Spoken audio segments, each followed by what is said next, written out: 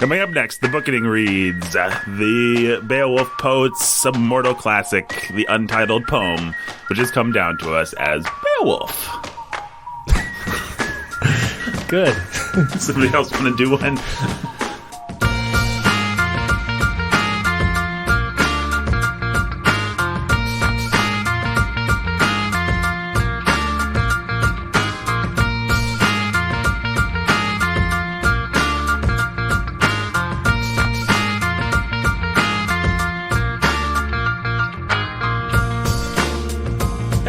Welcome to the Bookening. My name is Nathan Alberson. I'm your humble and obedient host. Welcome to part 3 of our discussion about Beowulf, the great poem, specifically the new verse translation by Seamus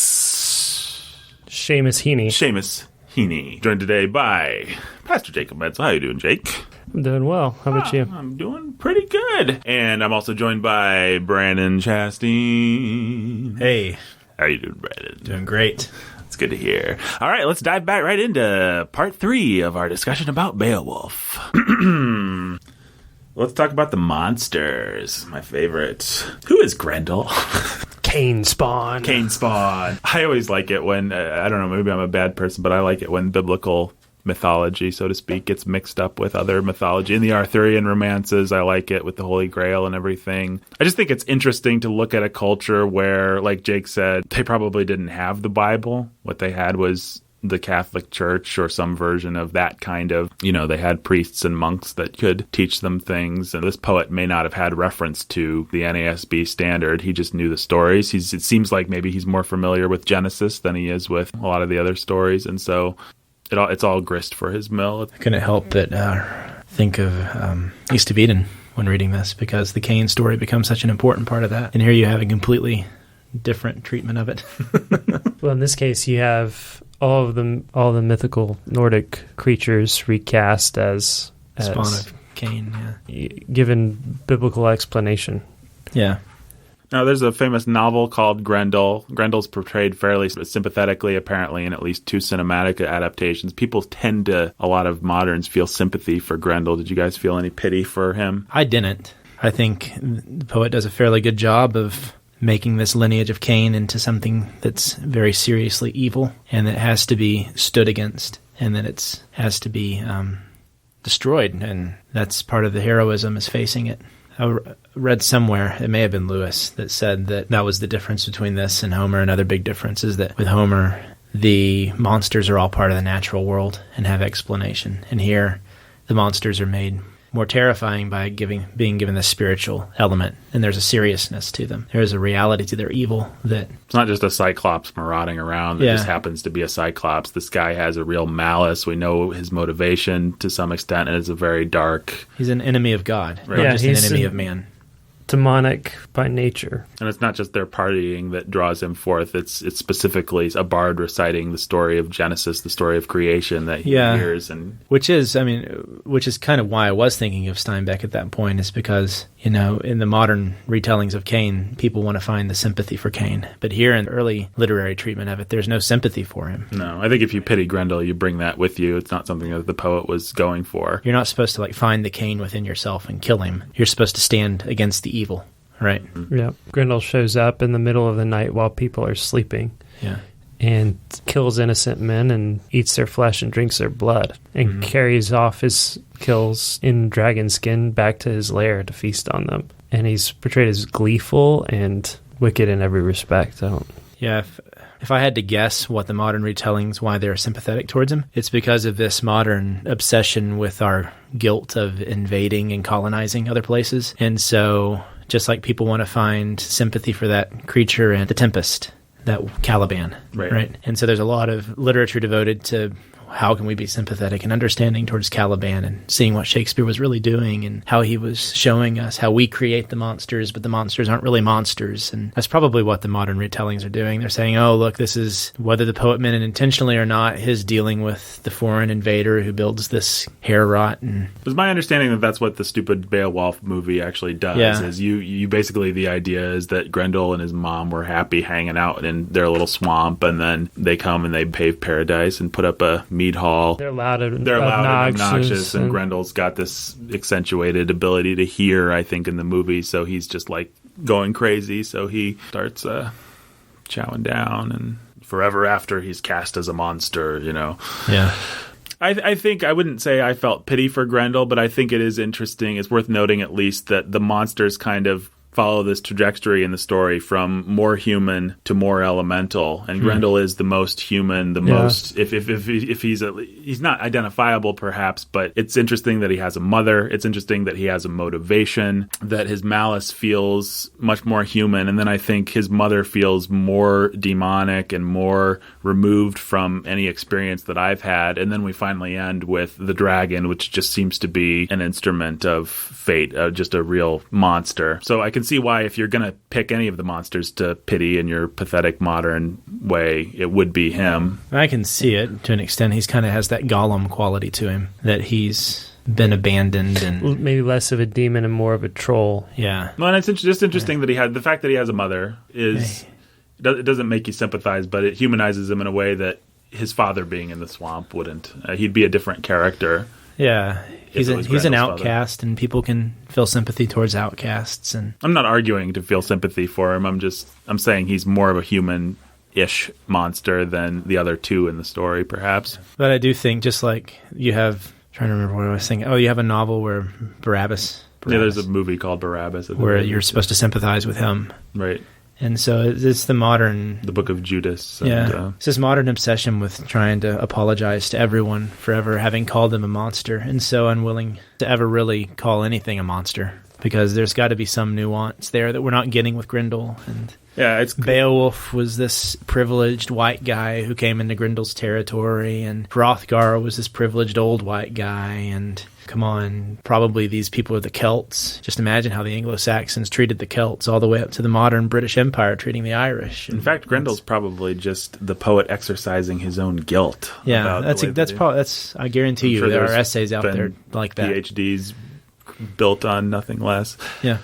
No, Grendel's a monster. He's malicious. You're supposed to cheer when he dies. I'll say it again. I think he is more humanized than the other two. We follow him back with his arm ripped off. We see him in pain and we see him die. It's not that we're supposed to sympathize with him, but it is interesting that he's portrayed as more of a character with perceptible motivations than the other two monsters are. And it's interesting that what Beowulf brings up to the surface of the water is not Grendel's mother's head, but Grendel. He goes and finds Grendel's corpse and cuts off Grendel's head and brings Grendel's head up. How did you guys imagine Grendel and his mother, by the way?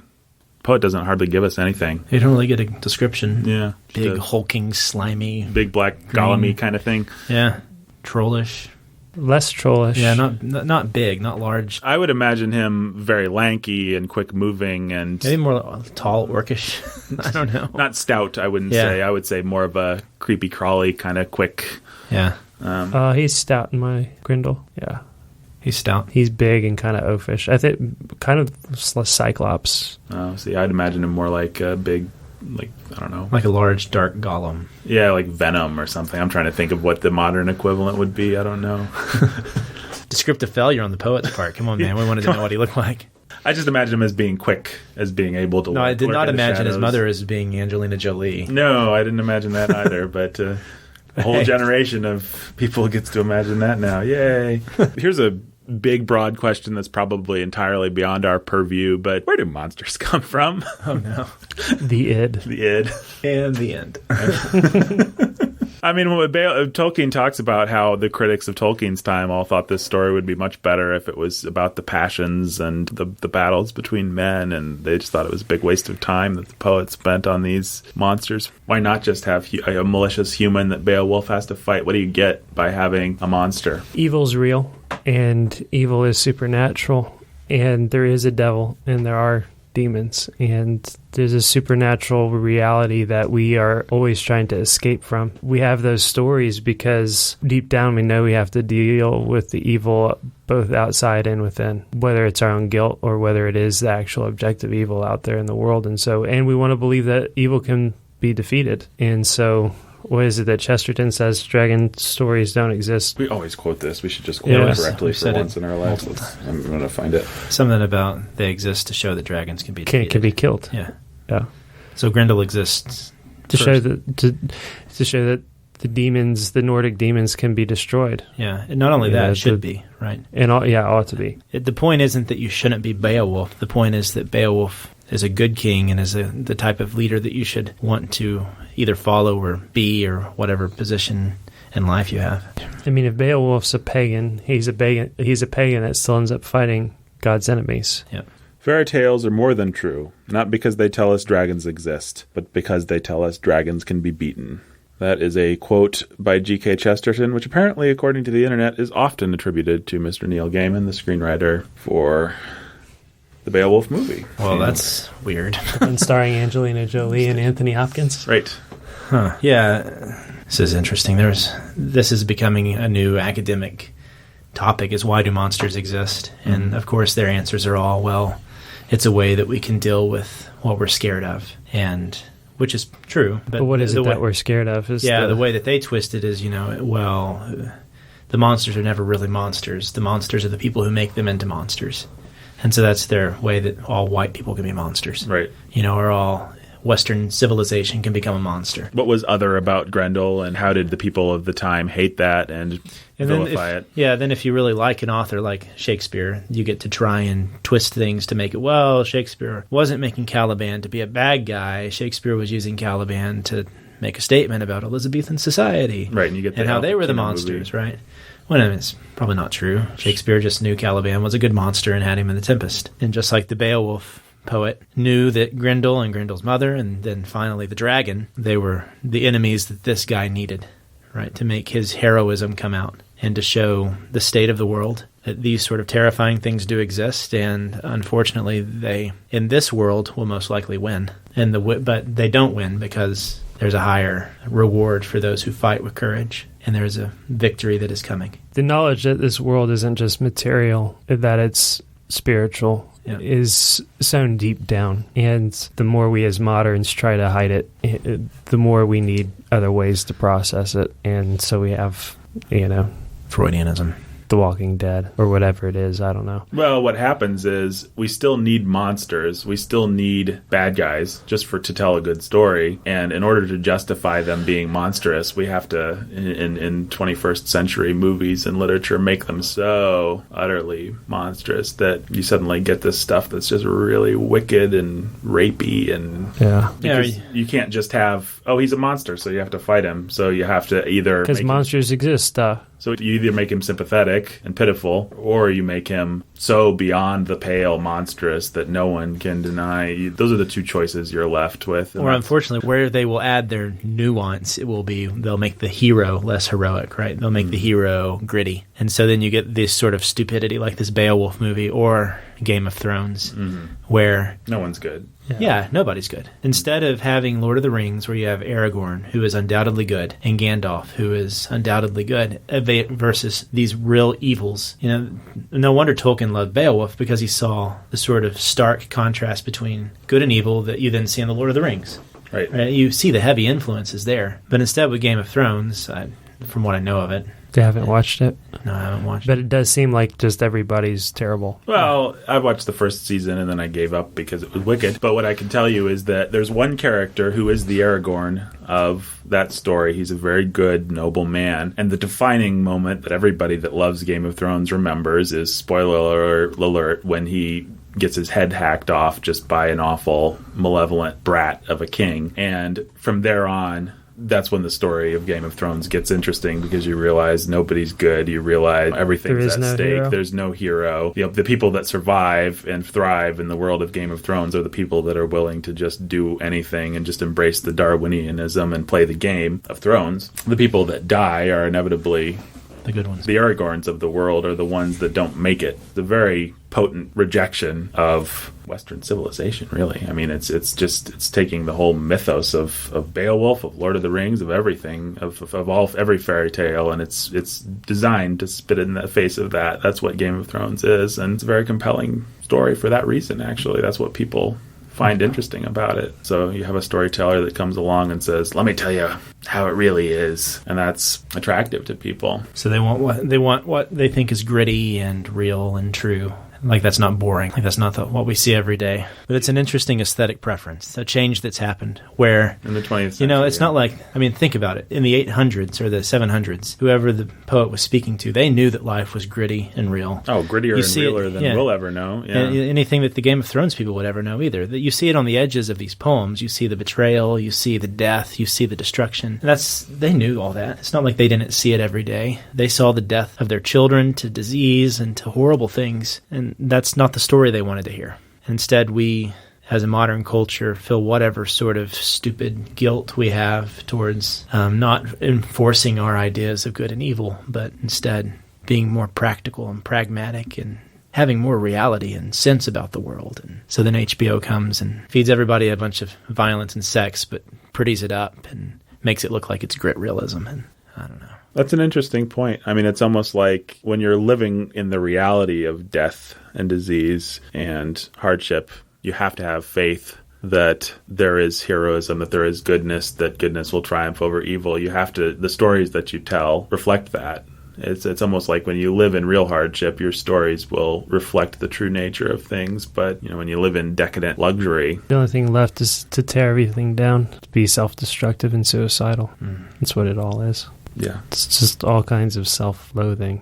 We're not allowed by our culture to see the reality of death and of good and evil. So in our attempt to see that reality, we watch Game of Thrones, which purports to offer us something gritty and real. But the people that actually live death and good and evil have the faith to see something more. It's the same stupidity that starts out Orthodoxy with G.K. Chesterton, where he argues against the people who hate poetry because they want to be practical. It's the same sort of stupidity. All these people, like all the hipsters, they think they're so artistic with everything that they're doing when they're just being the same boring side of the same coin, in the sense that they can't like what's simple but good and true, because they need to be more complicated. Life's more complicated than that. It's just like, just stop it. It isn't, for one thing, and it is beautiful for another to see these sorts of stories and to see their goodness. As good as Wes Anderson may be, he's not going to tell you the sorts of truths that you can get from Beowulf, because all he's going to tell you is that you're depressed and you're psychologically weird and a little bit narcissistic. Good for you.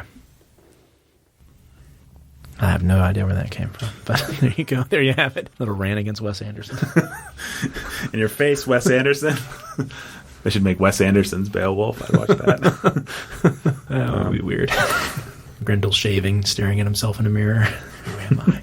Well, let's talk about the third monster. Well, does anybody want to say anything about Grendel's mother? I guess we haven't really gotten to hear. How does Beowulf hold his breath so long? That has always bugged me.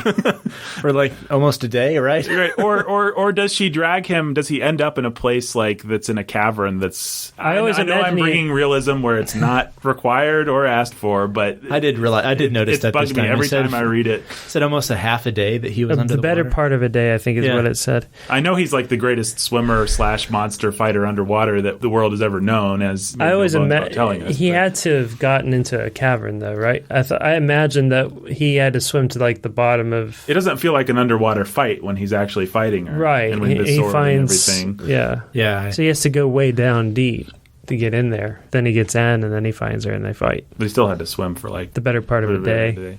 He just had good lung capacity, or maybe some primitive scuba gear. He's getting pockets of air bubbles. Are you looking for the answer? Jake's ruffling through his book. He's trying to find this passage where it describes Beowulf. Maybe it has a picture of a scuba suit. After these words, the prince of the weather geats was impatient to be away and plunged suddenly.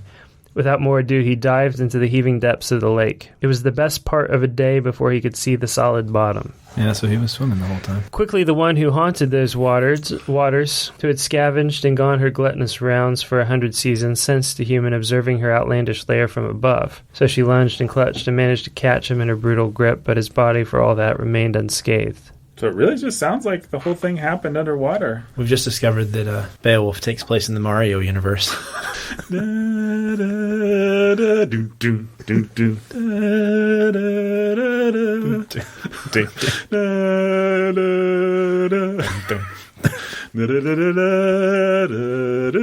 So Bowser is just a descendant of Grendel's mother. Someone should make Mario Beowulf. That would be awesome. The sword dripped blood. That gives it a feeling of... Yeah. That's where you get the really amazing image of the sword melting like icicles. Yeah, Remember that? That's cool. It's like something Peter Jackson would want to put in. I think she's my favorite monster. That's my favorite scene in the book is probably his fight with her. I just think it's really cool and evocative and a good. It's a better fight scene. It's a better fight scene than the one with Grendel. Yeah, the Grendel one's just like, I'm holding your arms. Now it's You're gone. I've got one. You're losing your grip. Got your arm. Got your arm. Then he lets out a cry. It goes away. Yeah, Grendel kind of blows it. Bleeds to death. Yeah. I mean, I would say, okay, dragon. About the dragon. Dragon's pretty cool, right?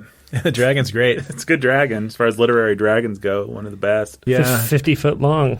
50 foot long. Yeah, people make the point that there's a lot of... This is not the kind of dragon we're used to imagining. That this is an actual dangerous dragon, right? Big and...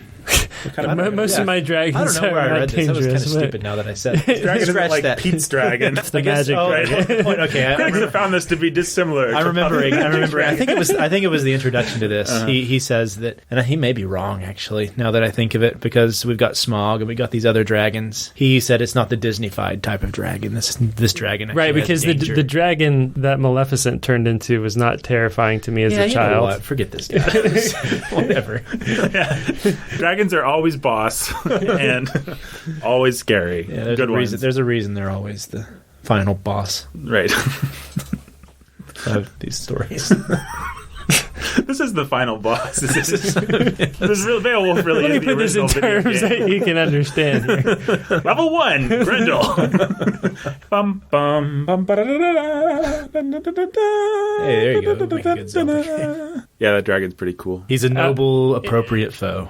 Right. He's got poisonous fangs. That's a nice touch. Yeah. Yeah, I mean, he's glittering and colorful, and I like that they have to deal with his corpse, that we include the detail of them shoving the dragon corpse off into the water or whatever. It's off the side of the cliff Just or like something. I always liked the dragon corpse just rotting in the lake in Bardtown or whatever. I think I just like thinking about what happens to dragon corpses after you kill them. I had never thought of that. Yeah, it is a... Remember how when Smaug is dead, like the whole lake is ruined for like years, isn't it? They have to move. Yeah, because of his rotting corpse. Right. It's really takes the property value down when you've got a giant rotting dragon corpse that's going to take like decades to disappear. Yeah. It'd be pretty sweet to be a kid and like play in a dragon's rib cage or something if you grew up at just the right time. Well, I guess let's just tie it all together. We decided what the actual theme and point of Beowulf is, what the poet was trying to do. You've got the Douglas Wilson, the whole thing is a Christian apologetic work. You've got that extreme, showing us the pinnacle of pagan civilization and showing us how that civilization falls apart. Beowulf dies. Everything sucks. We need Christ. So that's one uber Christian interpretation. That's the extreme in that direction. And then what would the extreme in the other direction be? If I had to guess, what would the current scholars say Beowulf is? Beowulf is an interesting period piece that says quite a bit about Anglo-Saxon culture, and that Seamus Heaney translated fairly well. Well, they say we have a poet that's really struggling with the fact that he wants to impose his Christian values probably on... Yeah, I could see a scholar saying that. I actually don't know a whole lot about what the modern scholars would say about it. A lot of the stuff that I did look up that was more modern talked about the poet. They almost looked at it as a failing. Like you have this great pagan story of a monster fighter, and then you've got this poet that's not a failing, but just an interesting salient point. You have the poet is at odds with the poem. Basically, the poet is trying to tell a story that he doesn't quite buy into. Because of his Christianity. So that's, I guess, we'll call that the extreme non-Christian view, is where they say the poem actually doesn't quite work. Or if it does work, it comes out of a tension of a poet who believes one thing, telling a story that supports a different kind of belief. Yeah, this pagan world, and right. And that he finds more attractive. And he's constantly trying to like Christianize it for his readers. But so you've got that on the one hand, and then you've got the Douglas Wilson view all the way on the other side of the spectrum, who says that this poet is a genius Christian apologist who wrote this thing very specifically to talk about how those two cultures interacted. Where do we fall? Guys, what do we think the poet was trying to do? We can't know, but just we can't know based on the evidence that we have. Based on the evidence, I think he was, if we get ourselves into the situation where he was telling this poem, I think he was telling a story that he took seriously, that he thought had depth and goodness to it, that had real danger, real truth about life and the way that the world worked. And he was telling a story about a good man, a hero, going out and facing a world that with courage will also often mean death for you, but that should still be faced with courage. Yeah, I think he was telling a good story that said, hey, this is who we are and this is where we came from. And these are our fathers. And you don't buy into Wilson's, like, he was this incredibly clever Christian apologist theory. That seems a little far to me, but I think that was the whole point of the poem. Yeah, I don't want to put words in Wilson's mouth, but... Well, I do think that there's certainly... I mean, I don't know, certainly. I want to believe that there's some, this is how we got to where we are today to it. Sure. I think that's sort of obvious. Whether or not he was trying to set up, this is the inevitable fall of paganism and it explains why we're so much better because we're Christians or whatever, that I can't say that, but I do think he is saying, giving an explanation of this is what we were and this is where we come from and this is where we are now. And he's doing it in a way that you could look back as an Anglo-Saxon and be sort of proud of where you came from despite, whatever pagan roots it may have had. Yeah. Wilson says, to conclude and summarize my argument, I would say this. First, Grendel should be understood as a dark and necessary aspect of the noble and aristocratic society. So long as this warrior code of honor is the organizing principle of a culture, the culture will be haunted by Grendels, somehow anyway. Secondly, the establishment of a warrior ruling caste necessarily creates an enemy of the society which the warriors are dedicated to defend, but it is an enemy which they cannot defend against. The epitome of this is Hrothgar, and also in another superior way, Beowulf, blah, blah, blah. A society turned on itself in this way is not capable of fighting external enemies to satisfactory conclusion, especially when the dragon represents the baser motives of the whole culture. So I don't think I want to follow Douglas Wilson into any of that. What he's basically saying is that the poem is showing a society that is untenable and is collapsing in on itself. It's decaying. He does have a point about the dragon representing the baser desires of that culture. I do think that the whole point of all of the treasure hoard that the dragon's guarding and going to protect and keep for himself is rotting and decaying. That's significant. Yeah, I'm just not sure if the poet is at all critical of Hrothgar's kingdom. If the poet would at all say that there was something about Hrothgar's kingdom that necessitated the creation of a Grendel. He's certainly much more ambivalent about treasure than all of his characters, though. Like when you remember at like the very beginning, he's talking about the death of some king and he gets put in his boat and burned and with all the treasure. And he's like, well, who knows where that treasure ended up and who's going to find it someday. He seems much more ambivalent about the gold throughout the course than everybody else in it. Beowulf, he cares about it, but he also isn't, he's the closest maybe to the poet in terms of his attitude toward it. I guess, I don't know. I'm just maybe supposing or talking out loud about it.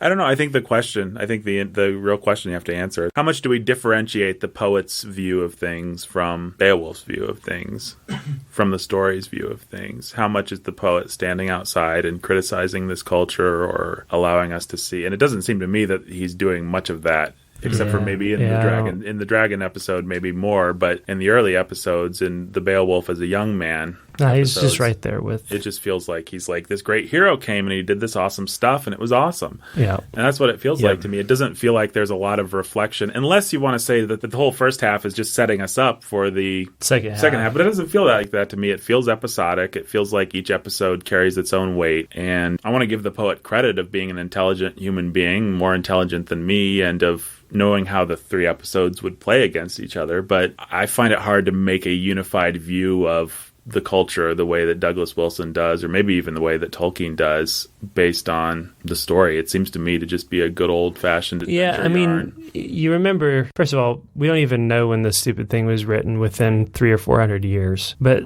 we don't know how close or far away he was from this. Right, but things were mixed up back then. Everybody was trying to make sense of the paganism they came from and the Christianity that's, God comes to them and they're moving and...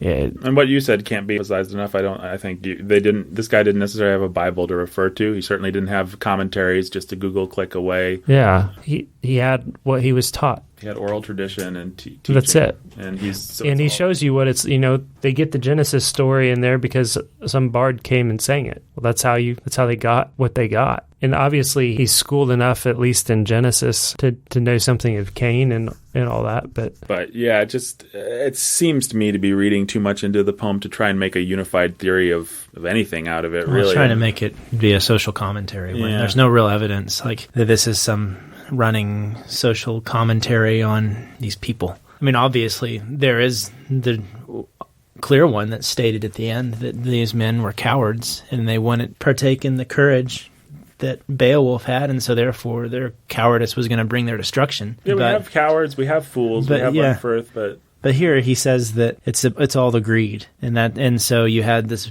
gold that was buried. The dragon comes and sleeps on it, and then the servant comes and he takes the cup, and he says it's that one action of taking and stealing, which everyone was doing. It was a part of a bigger social issue of stealing and greed. But if I'm remembering right, the slave only did it because he wanted his master to take him back, right? Yeah.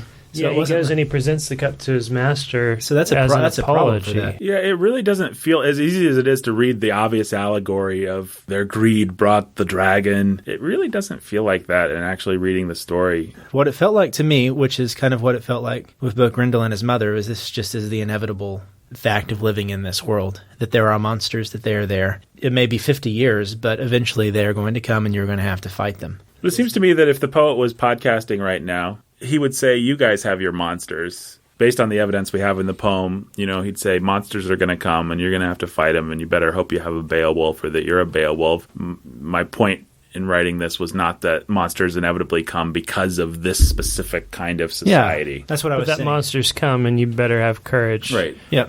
Don't be Unferth or whatever. Because I buy the argument that he's suggesting that this is the way the world is, and that the difference between our world and that world is that we have the hope of an eternal reward afterwards. Sure. But you also see it in this poem. I mean, that's what Hrothgar tells Beowulf to look for, is the eternal reward, and not to get carried away by treasure and pride. And there are all the aspects of this idea of fate, which we really haven't talked a lot about, and doom, that in this world, and according to this Anglo-Saxon view of the world, you'll die when you're fated to die. Right, and Beowulf sits on the edge of that cliff before he fights the dragon, and he's sad because he knows that it's it for him. He just has a feeling that this is it for him, and he doesn't blame his people. He doesn't blame his servant for going, and there's no evidence at the end that was it Wiglaf? Is that the Wiglaf's the good guy? Yeah, Wiglaf, that he blames the servant for being this epitome of the greed that destroyed. The only thing that gets criticized is the cowardice. Right, and we're always going to have cowards with us. It's not a specific criticism of any particular culture or of a pagan culture versus a Christian culture. It seems to me that we have a form of Christianity and a form of paganism that are already in the poem. And it's just a good story. Yeah. I don't know. Shouldn't make more out of it than it is, but also give it the credit that it deserves. And it does a really good job at doing what it purports to do. Yeah, he's telling a good story of a Christian or perhaps proto-Christian hero. And that's it. He fights some monsters. That's good enough. Why does it have to be a social commentary? Tolkien. We have figured it out. No, I think I'd probably... If you read the Tolkien essay, I think I would agree with that. What Tolkien does say is that he essentially does cast it, as Brandon said much earlier, as an elegy, as a tragedy, as the story of a man in his youth and then a man in his old age, and the fact that death comes to him inevitably. And I would go with Tolkien there. I mean, tragedy is an awfully grandiose Well, it's not word. tragic in the sense that he brings it on himself. Right, it's not. It's an elegy because he's singing of the way the world is. It's not that Beowulf or his people, because of their tragic flaw, brought this on themselves. It's that Beowulf was a good king. Beowulf, with the time that was given to him, led his people well. Right? There's that part where he says the merits that he had. Yeah. Right? He never took what wasn't his or something. He took care of what was given to him, and he had courage when courage was needed. And now he's going to have courage again, and he's going to die. And we do have all those side stories that reflect other kinds of kings and the good and the bad, and Beowulf does stand out among the pack. So you're getting the elegy of a good king, and that's what it is. Yeah, I think you put your finger on where I disagree. What I think Douglas Wilson is perhaps saying is that it is a tragedy in the sense of this culture having a fatal flaw which brought about its destruction, and then, it needed to be redeemed through Christ. I think it's just the story of the tragedy of every culture. No, I think you're right. I think he's wrong. No, that's just weird. Sounds like he's trying to participate in this critical debate about, apparently that tells you what the critics think about it nowadays. It's this psychological drama about Beowulf fighting himself. or something. Did you read that quote in there? That was weird. Grendel is like his shadow self. Oh yeah. It's like what in the world? Where do people find this evidence? Some modern criticism can get really, really stupid. It's just like, yeah, Beowulf, if we look at this through the lens of Freudianism and don't actually read the poem and don't actually do anything but kind of know what the poem is doing generally and don't care about the words the poet's saying, then maybe we can see this as a Freudian drama. It's like, oh yeah, it's really stupid. Anything else to add, Mr. Menzel? Or Nope. retract? Nope. You think we're both crazy, and you're like, it's an allegory. It's an allegory for modern socialism. Modern socialism. Grendel is Adam Smith. Grendel is Adam Smith. And the proletariat has to tear his arm off. Yeah, we don't bring enough Marxist allegory. Ronald Reagan is Grendel's mother. The dragon is the capitalist himself. Right. Beowulf is Trump. All right, here's a quote from Tolkien. Beowulf is not a primitive poem. It is a late one, using the materials, then still plentiful, preserved from a day already changing and passing, a time that has now forever vanished, swallowed in oblivion, using them for a new purpose, with a wider sweep of imagination, if with a less bitter and concentrated force. When new, Beowulf was already antiquarian, in a good sense, and it now produces a singular effect. For it is now to us itself ancient, and yet its maker was telling of things already old, and weighted with regret, and he expanded his art in making keen that touch upon the heart which sorrows have that are both poignant and remote. If the funeral of Beowulf once moved like an echo of an ancient dirge, far off and hopeless, it is to us a memory brought over the hills, an echo of an echo. There is not much poetry in the world like this, and though Beowulf may not be among the greatest poems of our Western world in its tradition, it has its own individual character and peculiar solemnity. It would still have power had it been written in some time or place unknown and without posterity, if it contained no name that could now be recognized or identified by research, yet it is in fact written in a language that after many centuries has still essential kinship with our own. It was made in this land and moves in our northern world beneath our northern sky, and for those who are native to that tongue and land, it must ever call with profound appeal until the dragon comes. Until the dragon comes. Pretty cool, right? That's It's pretty cool. I don't know what any of that meant, but Tolkien sure did know how to write a pretty essay. That's all you got to do, man. Welcome to round 2 of the Kenning contest. We have in one corner Jake Menzel. In the other corner, we have the undefeated champion of the Kenning contest, Mr. PhD ABD himself, Brandon Chasteen. Yeehaw! All right, Kenning contest part 2, starting now. You guys remember the rules, what there were of them? Yep. Blood Ember. Remember, you got to ring in. Blood Ember. Jake. Heart. Jake is -1. Scott. The sun? You both are -1. Blood Ember. A burning, bloody thing. Is it fire? No. Sword. It's a sword. Very close, actually. Are you serious? The sword's very close. Now that I said very close, someone should ring in. It's a spear. Scott, an arrow?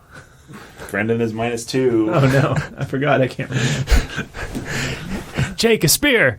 Jake is -2. It's very close. Blood You guys are in ember. the right. You're playing in the right ballpark. A blood ember. Jake, a dagger. Jake is -3. Just go through the list of weapons. It's your turn. Yeah. A fiery arrow. Brandon Scott. Scott, a fiery arrow. Brendan is -3. Yeah. Jake, a battle axe. I'll give it to you. It's an X. Duh. A blood ember is a battle axe? Yeah. Huh. So Jake's up to I'm just gonna make it. Jake has 1 point and Brandon has 0. We're gonna forget about those negatives. Jake is up 1 basically. Spear Din. Like a D-E-N. Gotta ring in. D-I-N. Scott, a shield. Brandon is -1. Jake, the sound of a spear. Jake is 0. 0. That's all I had. I'm trying to imagine what would make a spear make a noise.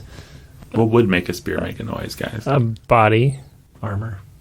I think bigger picture. A warrior. Clangs A battle? his... A war? You didn't ring in. But Oh, Scott, a battle. okay. Fine. We're tied up.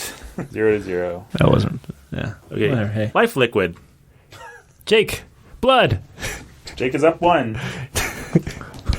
Very good. Wound C. What?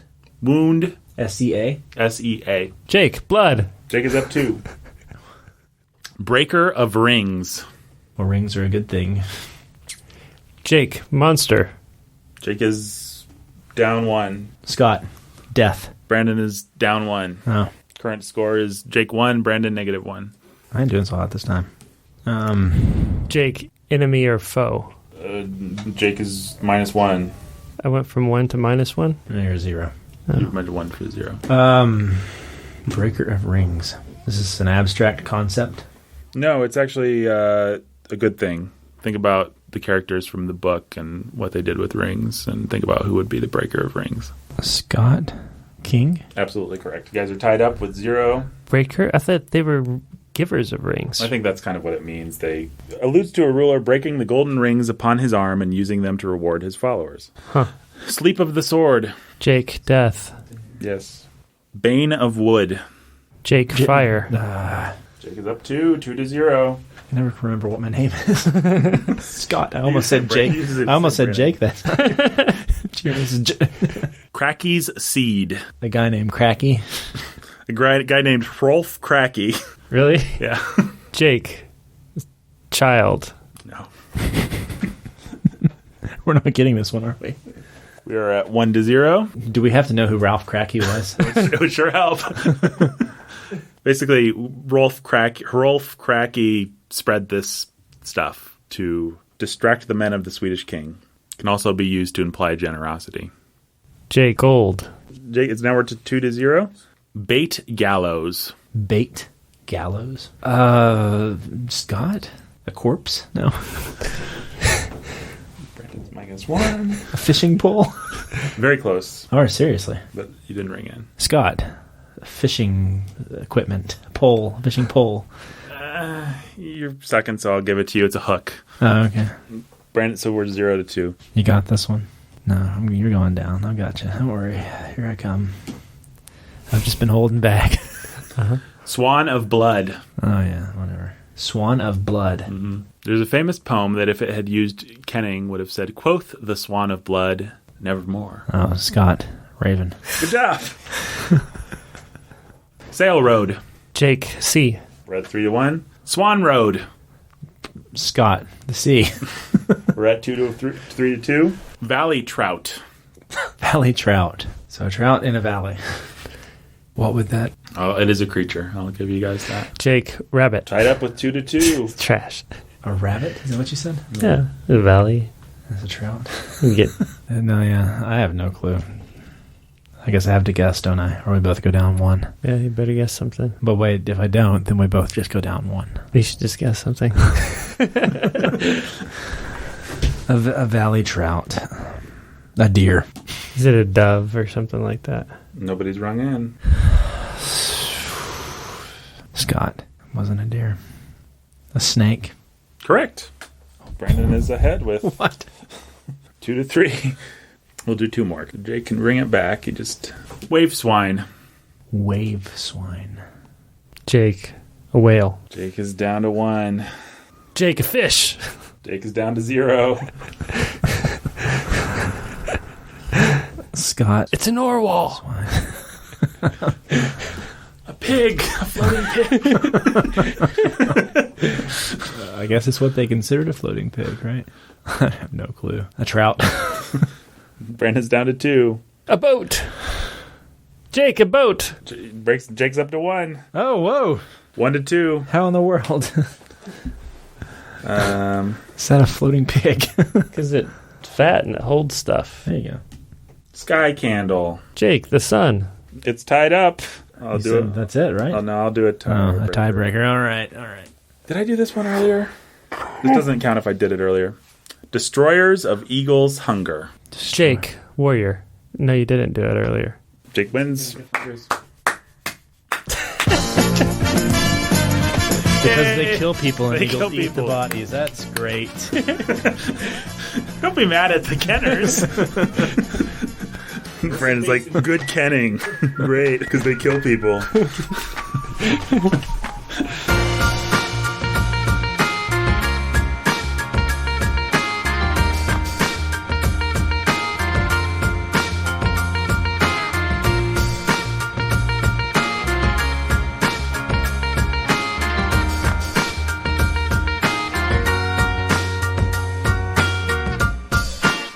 The Bookening today was written and produced by Nathan Alberson. It was performed by Nathan Alberson, Brandon Chastain, and Jake Menzel. If you want more amazing content like this, you can go to warhornmedia.com. We've got all the back episodes of our amazing podcast and also great articles by people. You can hit me up on Twitter at @NotFamousNathan. You can hit Jake Menzel up at Jacob Menzel on Twitter. You can send us a Twitter, send us a tweet, get in our feed.